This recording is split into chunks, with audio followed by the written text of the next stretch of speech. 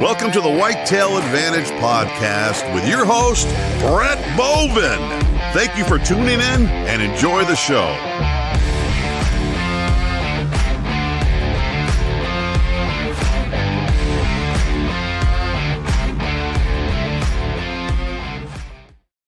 What is up, everyone, and welcome to the electronic campfire that we like to call here.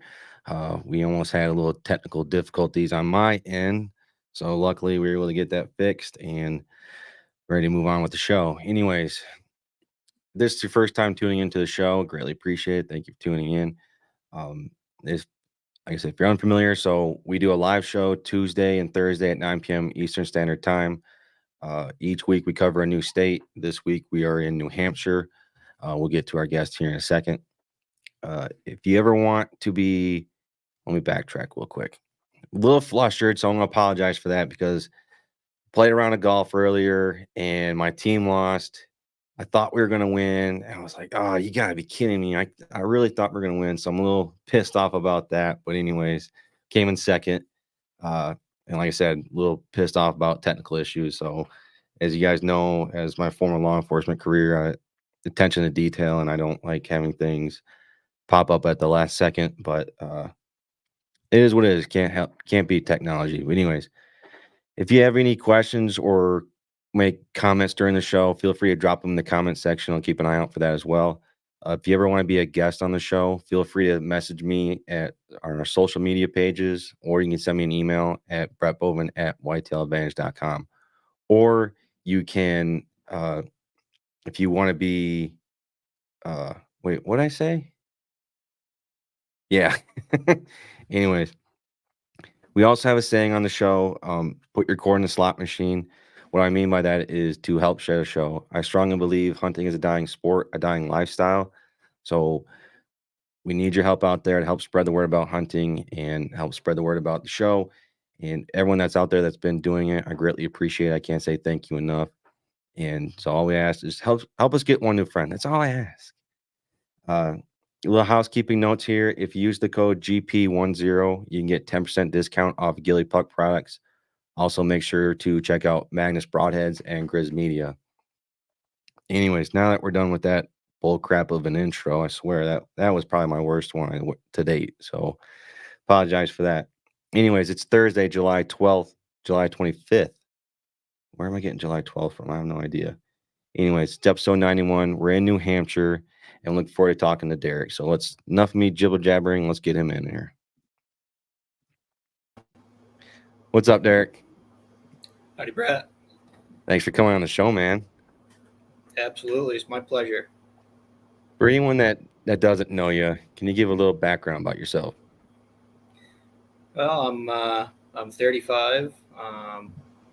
Lived here in southern New Hampshire all my life, and grew up hunting, around the house. Grew up, a mile or so off the Blacktop Road in a town that doesn't have a gas station. That's pretty much, how I was brought up was in the woods. So it was a natural transition to go hunting with Dad when the time came. And, didn't necessarily grow up in a great big hunting family with a history of hunters or anything like that. My grandmother on my dad's side was a bird hunter and a competition trap shooter, and pretty decorated one at that. So she'd outshoot me, I'm sure, to this day. Just had her shoulder operated on today, actually. So thinking of you, Graham. She's doing well. But it was a good place to grow up. Back in the woods, up on a mountain, basically.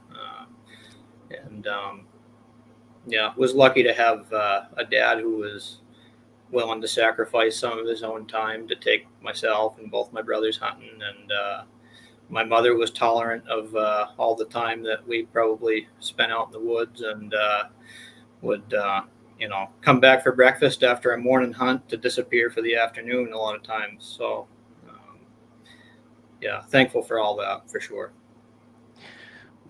Real quick, when I think of New Hampshire, I think of deep woods, obviously. I mean, that's kind of the norm that people would think of out in the Northeast. Growing up here in Michigan, I'm kind of got a lot of like deep woods, so it's a little bit different compared to yours, but I'm like, I don't know what it is about pine trees. I love pine trees. When I think of New Hampshire, I think of pine tree century out there, and I honestly am kind of jealous that you're out in that area because, in my opinion, I've seen photos of in the fall, and it looks beautiful out there, man. Yeah, I mean, it's there's definitely places where you get into a lot of pine. Not everywhere. I mean, you'll find it about everywhere, but there's not too many places where it dominates the woods. It's a pretty good mix of growth, depending on where you go. A lot of oak and hemlock, and other hardwood, maple and beech and stuff like that. But the oaks are king around here, really. That and cuttings. So. And if you can find them together, that's pretty good too. So, Yeah. Well, Derek, I like to ask, you don't have to get into a bunch of detail and everything, but what kind of gear are you be using right now out there? well, it's I guess been kind of an evolution. I kind of grew up. I've got a pile of Drury Outdoors videos, probably 30 of them.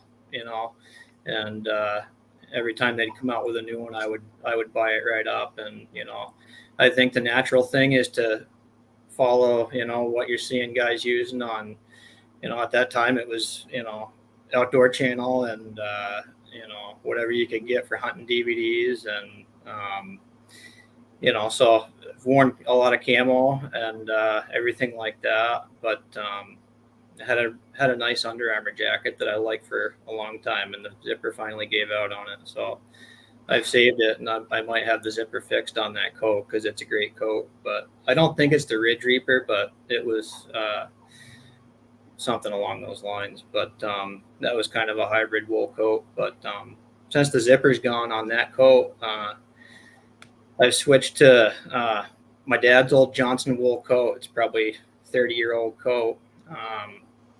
And it was one of probably three. We had a couple of Woolrich coats too growing up as kids that we used as wood coats, mostly hauling wood in the wintertime. And the pockets would get loaded right up with wood chips and everything else. And I think when I pulled that Johnson out, or at least maybe one of the red Woolrich, it was pretty well loaded right up with wood chips still from hauling wood. And I've been wearing those for not having to buy another coat for one. And it's, a 30-year-old coat that's still got a nice brass zipper on it that, or whatever it is. But, it works pretty good. And, I'll usually wear an orange vest over that during gun season just because I'm moving around a lot and don't need anybody shooting at movement. You don't need to wear orange here in New Hampshire, but, I usually do if I'm still hunting around and stuff like that. But, wool pants and rubber boots basically is what I've been wearing for quite a few years now. I didn't wear it as much when I was younger, I guess, probably because I did a lot more sitting then. Growing up with Dad, we always did quite a bit of sitting. We had probably out back of our house, we had, I'm going to say, around 500 acres that abutted our land, and we were able to hunt that piece of woods, and that was bordered by multiple other pieces about that size, with people's wood lots that would line the road, and basically everything in the center of that's woods, and a lot of it was cut at that time. And in those days it was a different style of cutting from what I remember as a kid. It was just, if I picture it, it was beautiful, and not that they don't cut the woods the same anymore, but there weren't as many clear cuts that I remember. Maybe there was, but anyways, sitting back then with Dad, he could sit forever in the cold, and he would outsit me every time probably. And learning to sit with him, I would have to tough it out. So I'd bundle right up with whatever we had in the house for hunting clothes that were, good hand-me-down stuff or whatever. And, pretty much wore whatever. But as it evolved into more still hunting and moving around and getting impatient and, stuff like that, it wasn't a quick transition necessarily. I do like still sitting, but for moving around and tracking and still hunting, and I'm by no means a expert tracker or anything like that, tracking on snow. But when we get the snow, it's fun to try it, and it's a good way to do it. So, but still hunting's, probably, makes up for a lot of the way that I hunt now, and my brother also. So, anyways. Now, you said you don't have to wear orange. You don't have to wear. It's not required in New Hampshire. No. I think it probably should be, but that's not for me to say, I guess. So. So it's not a requirement to wear orange during the rifle season. You'll have to let me check the book on it, in the event that they change the law. But it's not required. Wow, that's a first. You generally think that's kind of like rule number one when it comes to rifle hunting in any state. And usually there's a certain amount of square inches, and you've got to have something on your head too. It's like that in Massachusetts and Maine, I know. But I wear it all the time anyways. And right. Like I know here in Michigan, I think you just have to have something that's orange on you. It's not like you have to wear a certain amount of it, but as long as you have something orange on you, like I see a lot of people that wear like just orange hats. Yeah. And so you're the first state to hear that's not like a requirement. And like I say, if you come to New Hampshire to hunt or anything like that, double check the book, because they have made changes, and maybe just not even thinking right and just never have worn orange against the law. But as far as I've always known, it's not required. But yeah, and they have made some recent changes to there's I think it might be the White Mountain Zone this year. They've offered an extra bear tag or something like that. So, and there's of course other changes that are happening in the state too that are going on. But anyways, yeah. But as far as gear goes, that's pretty much what I'll wear. Like if it's early season,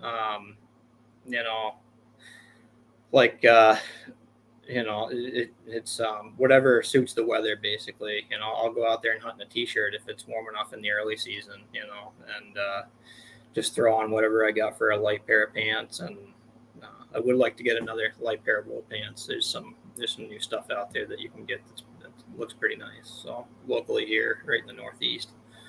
But, now, are you a bow hunter or a gun hunter or a mix of both?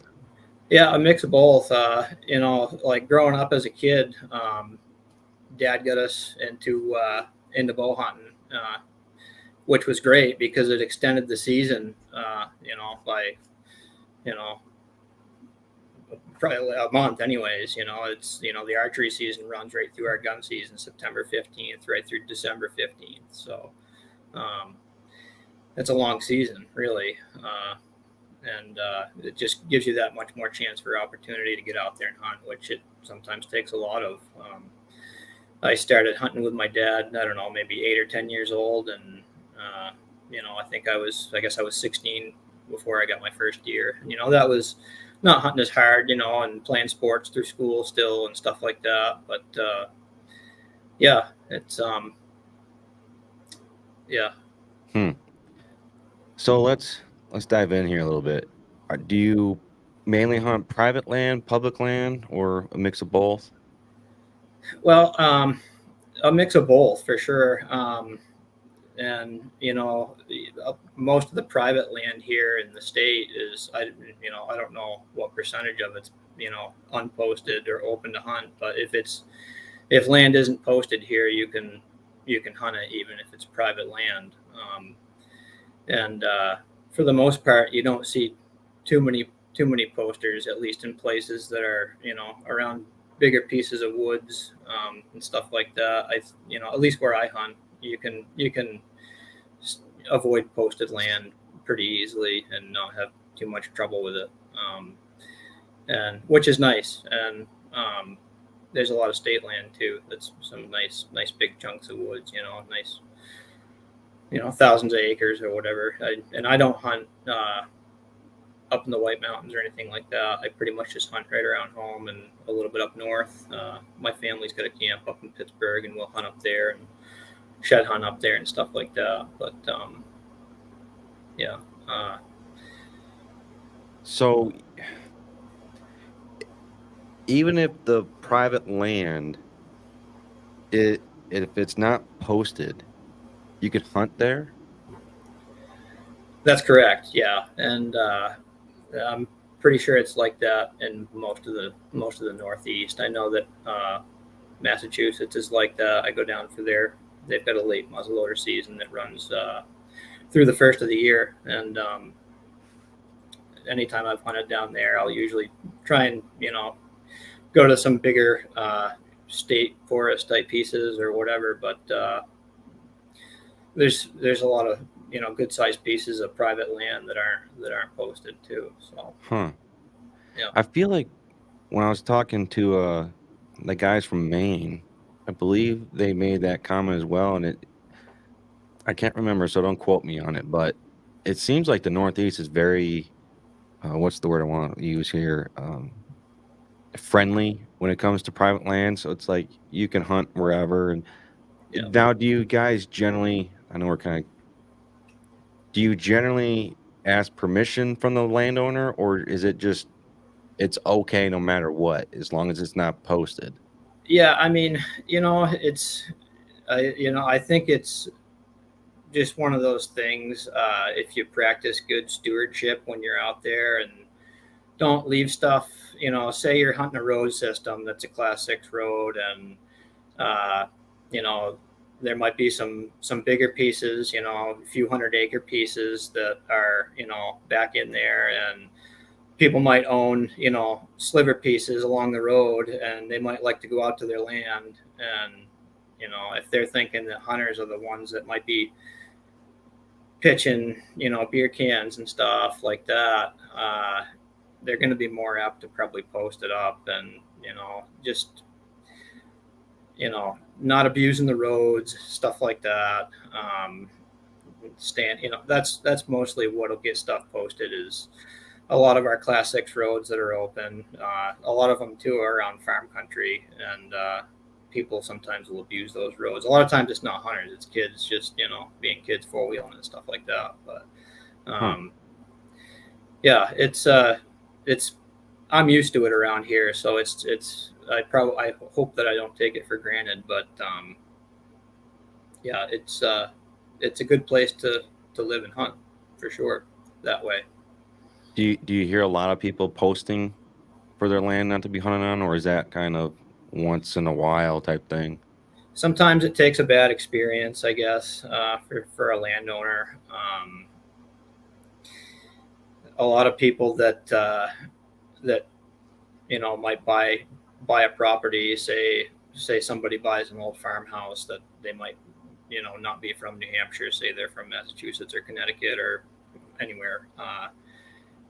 They might not be used to the hunting culture of, seeing trucks parked hunting and guys getting out with guns and going in the woods or whatever, archery hunting, anything like that. Even just seeing a vehicle parked on the road near your house, if they're not used to living down on the end of a dirt road somewhere and, seeing that kind of stuff going on. Yeah, it's, you definitely want to not be afraid to introduce yourself if you see landowners at all, and network. A lot of times they're, more than willing to, let you park right in their yard and go hunting, which was a case for me on a piece of property for the duration that a certain person owned it. And that was a great place to hunt, kind of an old horse farm kind of, and the fields had gone by and they were pretty scrubby and stuff like that, but there was apple trees all around, and it was just kind of a little mecca, and geographically there was kind of a nice great big pinch point that kind of dumps the deer right down into the farm, and they had a nice piece of woods that they'd kind of stage up in before they'd hit the fields at night, and had all kinds of oaks in there and stuff like that. And but anyway, that was a good relationship that I made with that landowner, and it's important to do that. So, Man, you guys really are friendly up here. I mean, heck, you go around here in Michigan, especially probably in Illinois and Indiana, don't even think about getting permission from the landowner. It's hard to get, but I think I thought Tennessee was friendly people down there. I'm not saying that they aren't, but when it comes to hunting, it sounds like excuse me, sounds like up there, you guys are really friendly up there. Yeah, I mean, and it's most people understand the culture of it too, you know, and just being respectful of everybody with your hunting and understanding that, you know, not everybody wants to see it, but you know, they'll be okay with it as long as you're not, you know, over the top with certain things, you know. Right. I guess as far as like you know, you drive through town here in November, and every year there's certain families and stuff that, you know, might do deer drives and stuff like that, and they get a lot of deer, and they all hang their deer in the same tree right next to the road. There's a few places that do it, you know, and that's just a normal thing. And I think for any people that come here that aren't from here, they get pretty well used to it pretty quick. But I hope that it stays that way, and people don't, you know, the people that move here don't just try to make it like it was wherever they're from, you know, Right. Posting their land and stuff like that. But there again, you got to maintain good relationships with people and all that. So. Now, is it on your own personal time? Do you do a lot of land management, like food plots, water holes, stuff like that? No, I don't. Pretty much just rely on natural feed that way. I don't really even get too attached to any particular places. You know, it's there's a lot of places that I've hunted over the years with my family and by myself, and you start to get all these places kind of cataloged in your brain, and come hunting season, you can just kind of wake up in the morning and say you're going hunting for the day. And a lot of times I don't even decide where I'm going until I'm halfway down the road, halfway to an area that I know I want to go hunt, and I'll just you know, kind of make it up as I go. And but especially on those foul weather days, those are the days that kind of stand the hair up on the back of my neck and kind of get that alter ego going, you know. And yeah, there's something about those just nasty foul weather days. Those are the killing days around here. So yeah, for me anyway, and I think probably, you know, a lot of people would agree. Now, where are you finding these deer at, and mature deer? Where are you finding the best luck at? Yeah, I mean, you can find them a lot of places, not necessarily anywhere, but you know, a 4+ year old buck you can find in, you know, a small piece of woods, or you can, you know, find a few of them. I like to go to bigger pieces of woods usually, just because it gives me room to roam around. I like to hunt where there's moose too, and usually that's a, you know, 5+ thousand acre piece is gonna maybe hold a couple moose, and just hunting around and having the potential for finding sheds and moose sheds, and you know, the bigger pieces of woods for sure.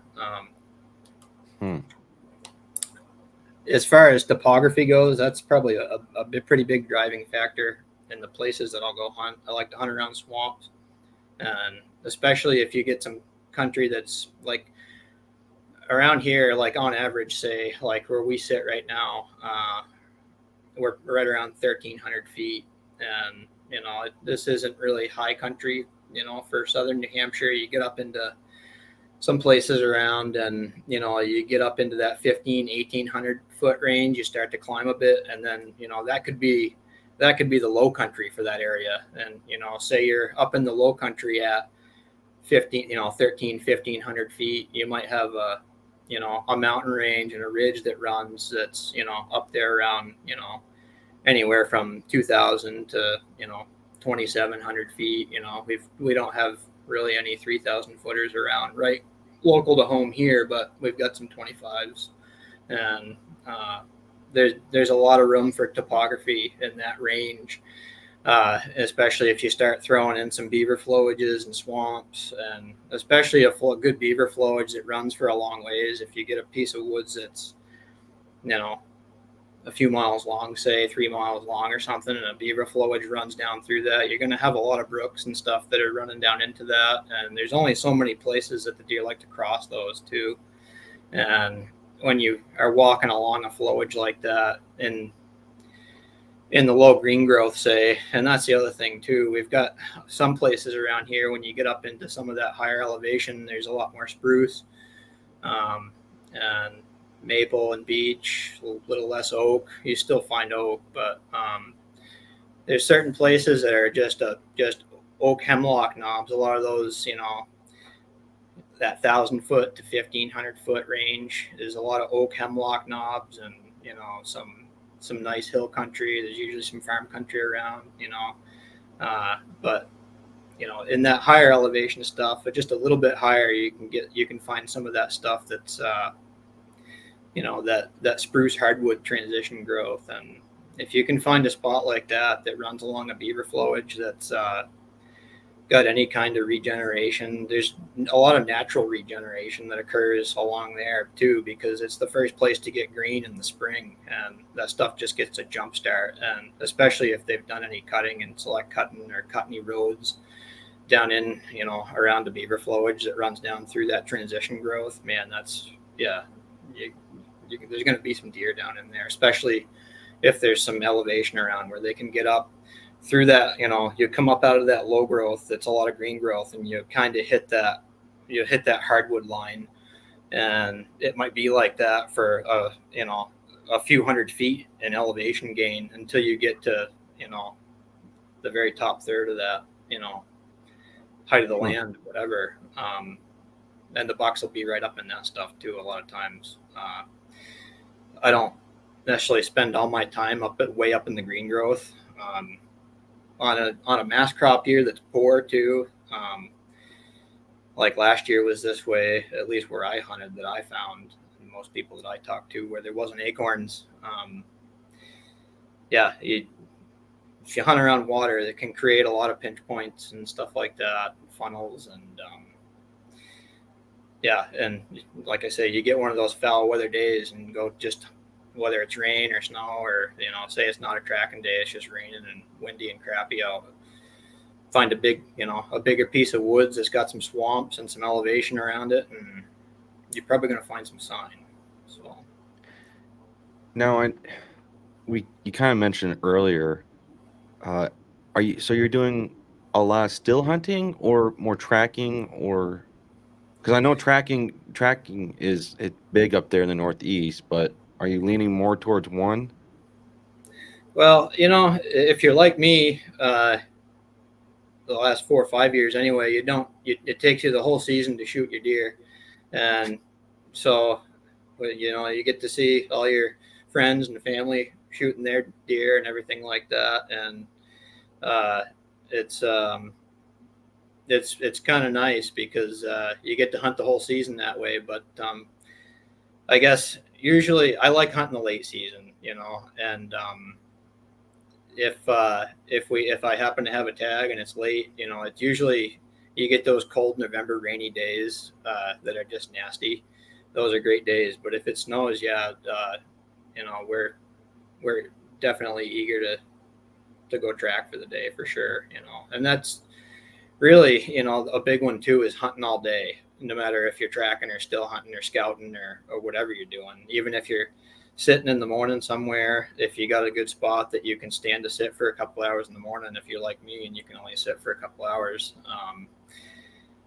sit it out, and rather than go back to the truck and go back home and get breakfast, have what you need packed for the day, and just hunt all day. If you didn't see any deer that morning when you sat, maybe while you're sitting, plan yourself a route and make yourself a good loop up around, where you think those deer might have gone, or, you got to check in and look for a fresh sign too, for sure. If it is just a still hunting day, go look for, especially if it's raining, you can see a fresh track. There's not that much deer sign around in a lot of places where you might just say, oh yeah, if it's been raining, it was, I think, let's see, my half rack buck there, 3 or 4 years ago, my brother and I, it was, I think, the second to last day of the season. And I was, I think, feeling a little discouraged and kind of okay with the fact if I didn't get a deer for the year, had hunted hard and felt like I left it all on the field or whatever. And my brother had shot his buck that year. It might have been the year he got one during muzzleloader tracking, but I forget now. But anyway, support group, brother Devin came out and we jumped in the truck together. Didn't know where we were going for the day, but it was raining that day and it was midday. I think we had hunted in the morning and it was a bust. He was probably bow hunting. And so yeah, he shows up in the dooryard and we wound up hopping in the truck and he's like, where do you want to go? I was like, I don't know. And he mentioned a piece that I had kind of spent a little time in that was nearby another place that we hunt quite a bit. And kind of a place, it was kind of a neat piece of woods where there's like it's a lot of oak. It's like a oak finger ridge that runs way up. And on one side of the road is where the finger ridge runs up. And on the low side of the road, there's a bunch of, swamp and still a bunch of oak and spruce down in there. And Devin was bow hunting and I had found a couple of moose antlers down on the low side of the road. So I was like, hey, why don't you just go down and look for moose antlers? It's a good rainy day, good day to look for moose antlers. And so he went down in on that side and I took the finger ridge way up and I was going to go right to the top where I could see there was like a little peninsula up there. And again, it's raining pretty good and hunted my way up slow all the way up to this knob and wound up seeing some sign on the way up, some buck sign. I don't think too many fresh tracks or anything like that, but got to the top. And right before I got to the top, I jumped 2 moose, I'm pretty sure it was. And after I jumped the moose, I kind of figured, oh, shoot, that's not any good. Probably if there's a buck up there, those moose probably just blew them right out of there. So I don't think I hurried along more than I should have, but I made my way right to the top and I kind of crested and it was kind of like just that kind of wild blueberry scrub on the top there and oak and spruce, which is sort of an odd mix for us around here, but it felt really nice and really bucky. And about the time I thought that and kind of slowed down, maybe stopped a second and took one more step, I heard something jump up out of the spruce. I never saw it, but found the tracks, running tracks and the bed and stuff. And it appeared to be a pretty big buck. I don't remember if I smelled him, but I probably smelled the bed, I'm sure, and knew it was a buck and saw the running track. And it was no mistaking, where that buck went down that hill. And technology pulled the phone up quick. I had never been there before, I don't think, not in that particular spot, and looked and saw that there was a cut down below, a few hundred yards down the hill on the backside of the mountain where that buck went. And it was all hardwood leading down to it.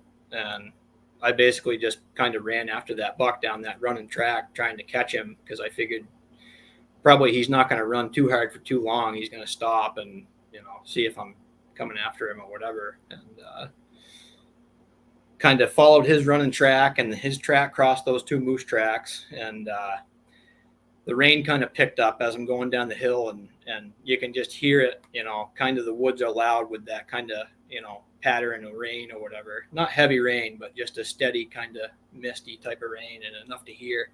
And then you couldn't even hear yourself walking, and the way that buck went down the hill, you could take it like nothing. And when I got to that clearing where they had cut, there was a cut road that ran up perpendicular in front of me. And I kind of slowed right up as I'm inside where the woods were. And I look up and I see a moose. And as I kind of listen, I can hear grunting. I would call it grunting. And I'm no, moose biologist or expert or anything like that. But she was kind of grunting at something facing me.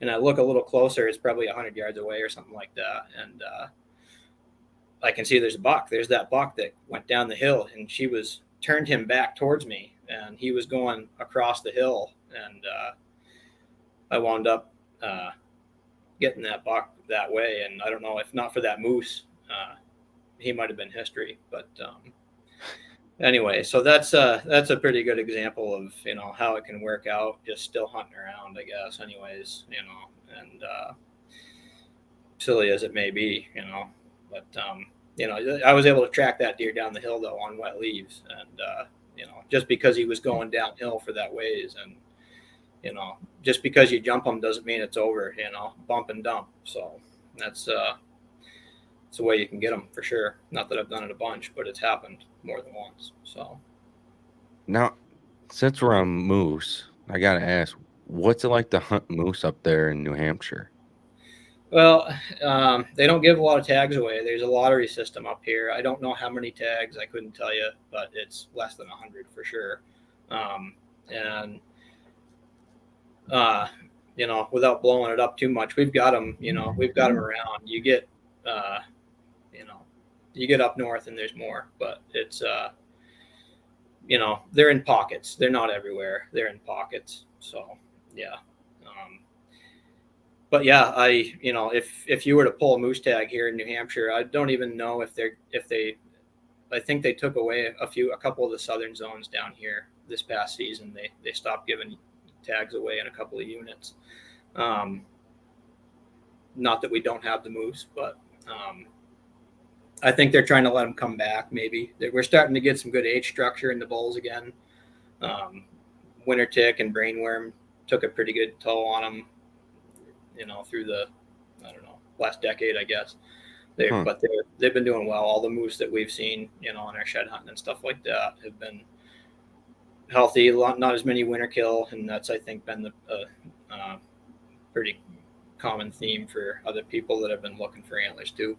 So now, is that a moose shed down by you, or is that a harvest moose? That is a moose shed. Yep.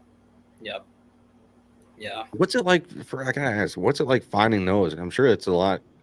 Don't get me wrong, finding whitetail deer sheds are awesome. It's hard to find those too, but what's it like finding a moose shed?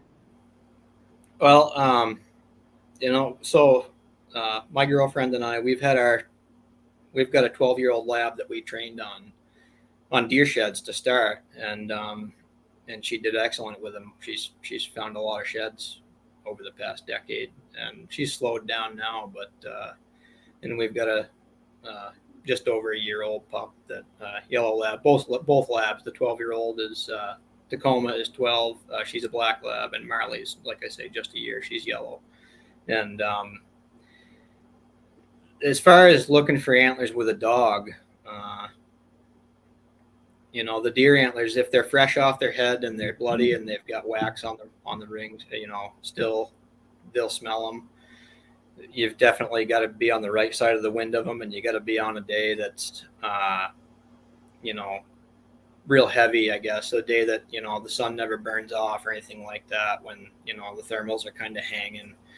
And if it's a day that you can smell the woods, your dog's going to do good finding sheds. But as far as comparing moose antlers to deer antlers, especially with a dog, it was around 2017, I think. We got into a spot with our dog that the moose and the deer kind of overlapped a little bit. It was a spot that I was hunting late season, and I noticed, holy cow, there's some moose in here, pretty good. And we got in there with Tacoma, or I went in and found one side to a bull, and we went back a couple of times and found the match. And to see the difference with Tacoma winding up a moose antler versus any of the deer antlers that we've found, it was pretty much night and day. Going right up a tree like a hound would go, up a tree, trying to get that wind, just reaching for that wind. And and ever since then she's done just as good or better with deer sheds too. But it's it is as long as we're finding antlers, we split our time kind of with moose and deer antlers with our shed hunt. And we take a week in the spring and camp, right around the 1st of May, and we'll go north for that and look for moose. So You said moose hunting, it's based off lottery. Have you got your name picked yet? I don't even apply, which is it that hard to get in? No, I mean, there's guys there's residents that put in for 30 plus years before they get been drawn. And other people have done very well and pulled multiple permits within their family alone in short periods of time. But that's usually after putting in, for a long time as a kid even, and but yeah, it's one of those things. I'd love to go on a moose hunt, and I probably will start to put in, at some point. Probably should start. But we have so much fun looking for antlers with our dogs and working with the dogs that it's, I guess I get my moose hunting fix doing that. Yeah. Now, yeah. I believe Northwoods Law was based out of New Hampshire, correct? Or was that Vermont or Maine? I think it was Maine. They filmed in Maine and New Hampshire, actually. Yeah. Yeah. It was like season 3 or something. Yeah.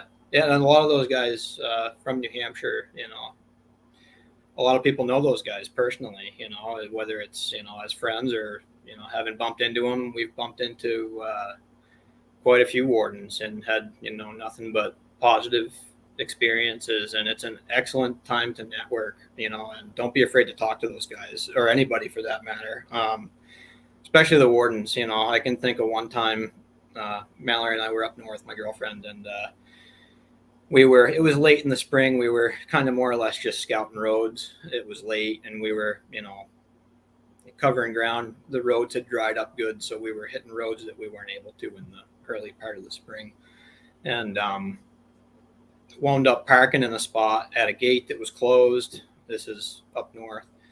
And I jumped out of the truck. There was a cut nearby that I just wanted to run out into 100 yards and just see what the sign looked like for moose sign and stuff like that. And when I got back to the truck, there was a warden that had pulled in behind me, and we wound up talking for 20 minutes or so, probably laid the atlas across their hood and had them etching in, roads that didn't necessarily show on the map, that they said, oh yeah, if you're looking to make a good loop, this is one of our favorite patrols right here. And, good experience that way. Those guys are there to help you and make sure that you're not getting stuck out in the woods and stuff like that. And, Right. So anyways, yeah, I forget what you had asked, but no, it's okay. Is it true? I think it was only in Maine though. So say you get your name picked for moose hunting, you can take up to like 3 people or some amount of people, or was that just in Maine when I was watching the show? Yeah, it's you get one sub permittee, and either the permittee or the sub permittee can shoot the moose. And of course, if you're going on a moose hunt, you want to double check on all this stuff. You're going to have a lot to learn and prepare for if you draw a moose tag. But yeah, it's traditionally been known as kind of a party hunt, or not a party hunt, but more of a family hunt, I guess you should say. It's not uncommon for a whole family to kind of tag along for that hunt, and yeah. Back in the day, from what I've heard and probably from what I remember seeing as a kid too, growing up, being up north, snowmobiling with the family and stuff like that, you'd see more moose right from the road. And that's kind of been the theme, I guess, in the past decade, is that, the moose have kind of wised up. You got to get back in the woods and hunt them, and there's a lot of places that they can go and not be bothered, and they're going to go there versus be visible all the time, especially with hunting pressure going on and road pressure and stuff like that. So I don't think maybe as many families are involved in the hunt if they're going way back in to get a moose. But yeah, it's pretty common, I think, for everybody to join in on that. It's a pretty good tradition in the north. So Yeah. Like here in Michigan, we have elk. I've never put my name in to be drawn for an elk tag. I don't know what it is about the elk here. I'm not really trying to go hunt them, but I'd love to, but I just haven't really gotten into it. But yeah, man, I'm not gonna lie, if I was up in New Hampshire and I had the opportunity to hunt moose, I'd be putting my name in like every time. I don't care how much my wife would yell at me, like, you spent how much money, you still didn't get your name picked? yeah. Sorry, I gotta try. I don't know how much it costs, and I don't know how much it would cost you if you put in for 30 years, especially. You do gain bonus points, and I'm sure New Hampshire and Maine too. I know you gain bonus points. I don't know how that all works, but yeah, and I think it's when you turn 65, you might automatically get a tag or something like that, or at least your odds get increased. Like I said, I'm not necessarily the person to ask about all that stuff, but as we mostly just look for moose sheds and don't hunt them. But Yeah. Now I know when I was covering Nevada, I can't remember if it was overall hunting or a specific animal, but like if you got your name picked, then you had to wait 10 years before you can put your name back in it. Is that similar to moose hunting out there? Yeah, if you get drawn, there is a waiting period before you can put back in, but there may be a way you can still gain bonus points during those off years by still, making a donation or something like that. I'm not sure, but I could be wrong. But yeah, but there is, I think it might be 2 or 3 years you got to sit out after you've been drawn. Yeah. Well, at least they're making it somewhat fair for other people that haven't got their name picked yet. So yeah, oh yeah. I mean, it's a coveted hunt for sure, whether in New Hampshire and Maine. If I were to start putting in, I'd probably put in Maine just because there's a lot of nice country up there, and that's where we like to go spend time too with some of our adventures. But well, Derek, we're getting close to the end of the show here, so I want to ask like 4 rapid fire questions for you. Okay, it's like yes or no type deal. All right. Yeah.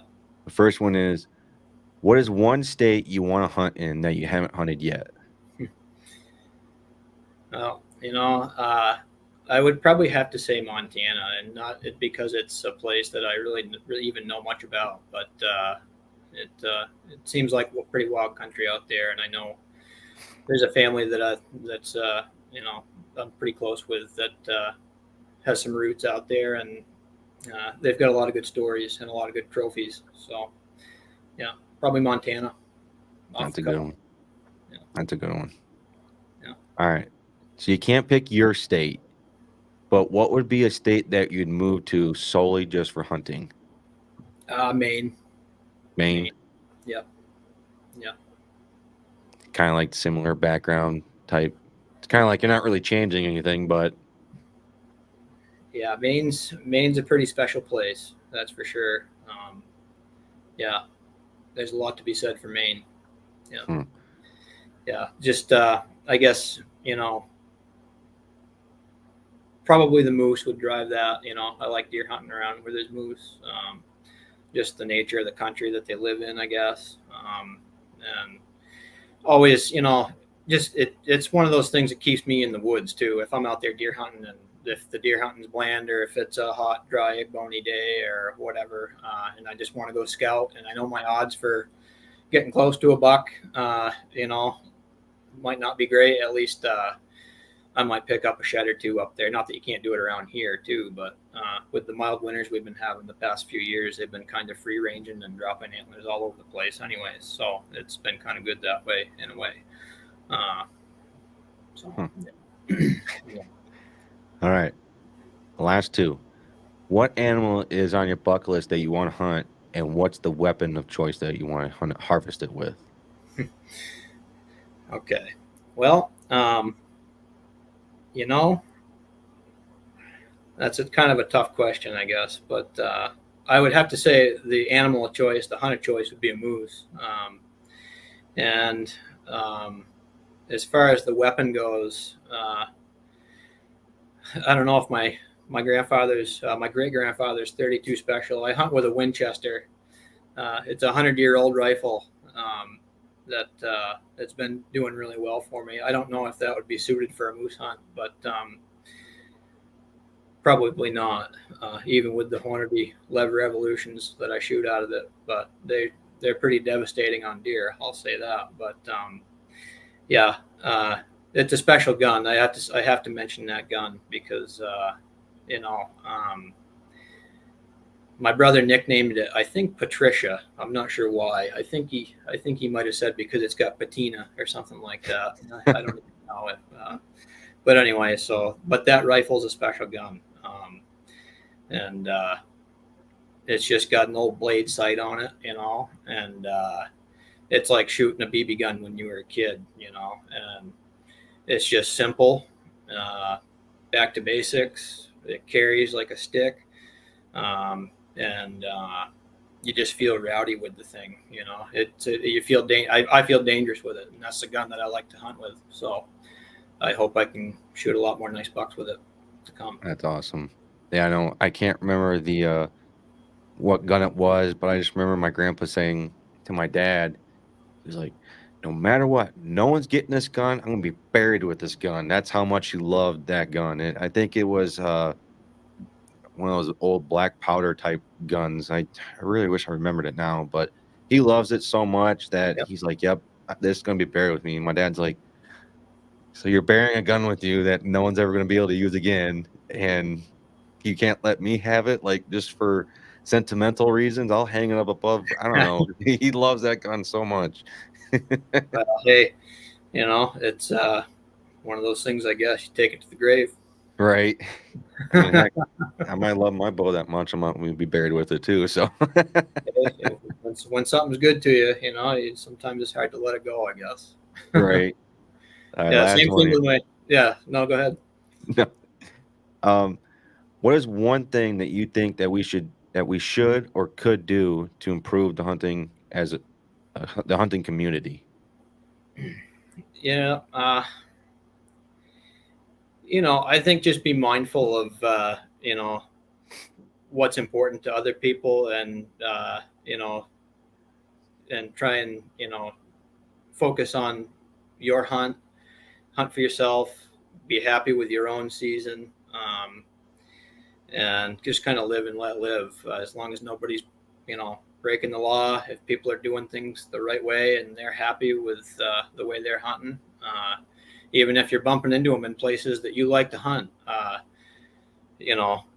have a friendly conversation in the woods, and wish each other luck, that kind of thing. Don't get upset about certain areas. Don't get too hyper focused on any one thing, I guess. Just have fun. Don't forget to have fun. And, right. Yeah.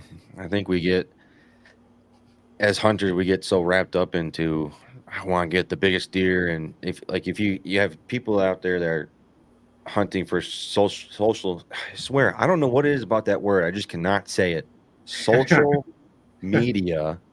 They get so wrapped up into that, and they're thinking, all right, I got to shoot the biggest deer to solidify myself as a hunter. But at the end of the day, I think we forget that hunting it didn't used to be like this. It's back in the day. Hunting was getting out in the woods, enjoying time with friends and family, and putting meat in the freezer. And ever since social media came around, it's more about criticizing each other, and not even almost fun in a way. Yeah, I definitely agree. It's to be a kid today, growing up in a world that all you know is social media. If it's been around forever for kids, I mean, that's got to be tough for sure. Just dealing with scrutiny that you don't need. So yeah, just be nice. Everybody be nice, and Right. be happy for each other, and help each other. That's the biggest thing too, right there, is help each other too. And, Exactly. Yep, for sure. Well, Derek, was there any lasting words that you want to say, or was there a topic that we didn't get to cover that you wanted to bring up? Boy, I don't know, man. I mean, I could go on and on. I got some stuff here. I'm not going to go on forever, but shoot them in the ribs, double teaming. That's another one. Hunt with somebody else, somebody you're close with. If you're going to hunt with somebody, make sure it's a close friend or family. Don't let somebody else affect your hunting in a negative way. Hunt with somebody that's going to inspire you and motivate you. My brother Devin is that for me. Last year, the buck I got last year, the one that's in the picture for this video, that was second to last day. Second to last weekend of the season, I think it was, maybe. It was a snow day, and I heard from Devin. I was on a track and was kind of just getting discouraged because I wound up taking the wrong deer, actually, after bumping them out of a group. Scattered all the deer and took the wrong deer. Felt discouraged. I knew it was still a buck. Got Devin on the phone, and he had actually shot his buck tracking that morning as well. And I think he could hear me a little discouraged, and it just took him saying, well, dude, just get him in some better woods. And I had got him in some nasty stuff, and I wasn't feeling great about it at that time. And after that, it was like, the feeling of, like a big game in sports or something like that, like, time to play hard and hunt hard. And long story short, I wound up chasing that buck across a beaver flowage up, just about to my waist, pants off, boots off, socks off, wringing stuff out, threw it all back on and shot him a half hour later or something like that, maybe an hour after that beaver flowage. And that was encouragement from my brother that really, really pushed me on that hunt. You talk about stand the hair up on the back of your neck. Well, when you got somebody good in your corner, that's sometimes the difference in making or breaking a hunt right there. So surround yourself with good people, positive people that are going to make your hunt better. Right. And the property that I hunt on, it's my parents' neighbor's property. And how old is he now? I think he's 13 years old.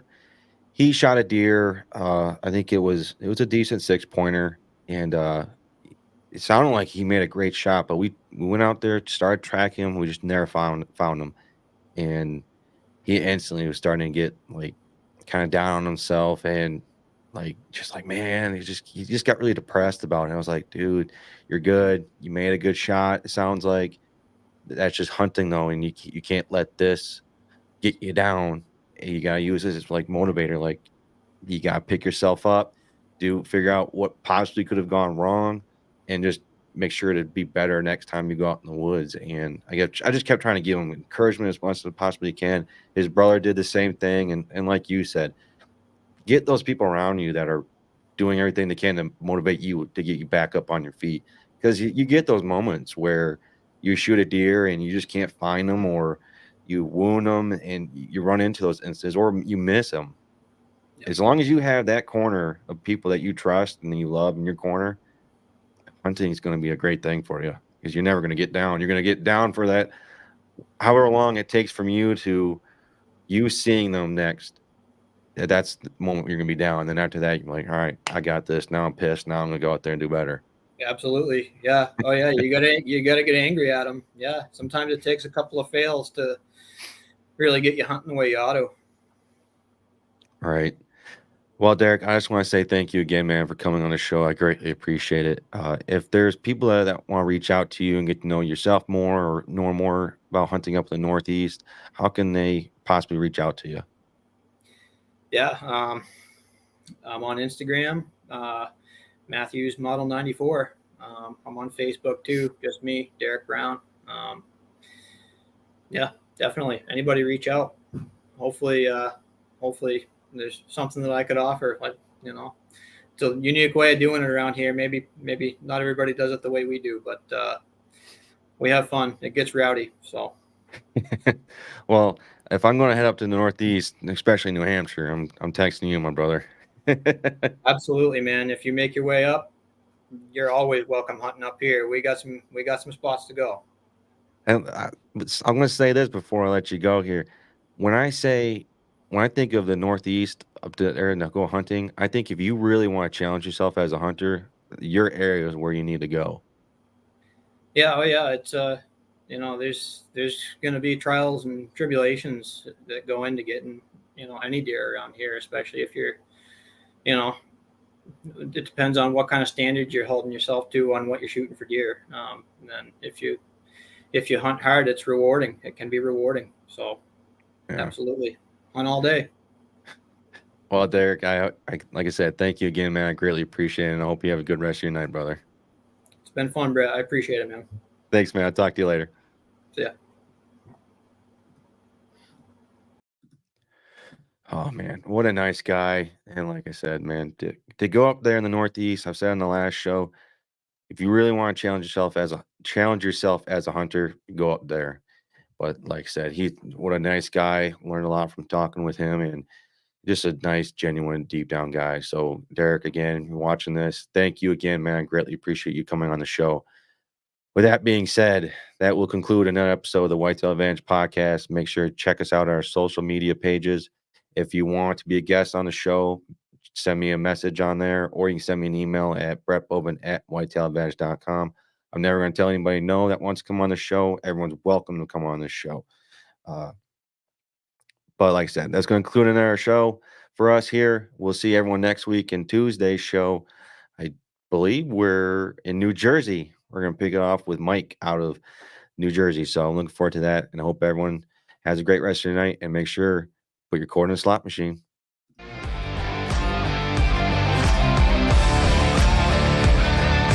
Thank you for tuning in to another episode of the Whitetail Advantage Podcast. We hope you enjoyed the show, and we will see you next time.